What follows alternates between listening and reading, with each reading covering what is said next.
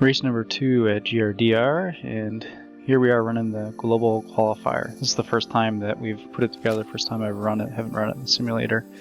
And the winds were 15, 20, 25 miles an hour. It was a real challenge.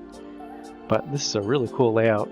On the screen here you'll see I've got on the upper left my quad running the M12 Ratel lens, and on the bottom right we have Jeff Kovacic running the stock Runcam HD M8 lens.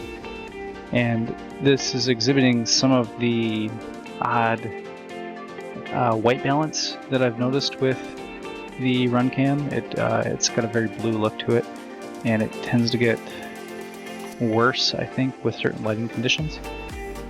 Here on the upper left, both are basically running stock settings. I think I can put the settings up again if I can find it, but they're basically stock. And the difference is really just the lens. Turning off the sharp view helps. Turning down the sharpness actually helps, because I think there's something goofy going on with the image processor on the Runcam HD, causing some jaggies that shouldn't be there otherwise. But I think it looks great. It is a noticeable improvement. I hope this video helps show that.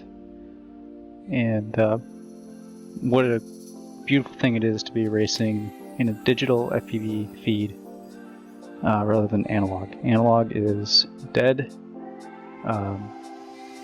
It's dead. I really don't want to have to fly analog again unless I'm required to do so. So if there's anyone out there that is requiring analog for whatever reason, due to technical issues with having to find a way to get the digital feed into some kind of DVR system, let's sort that out. Everyone that is hopping on digital is loving it. Let's move along. Digital is here.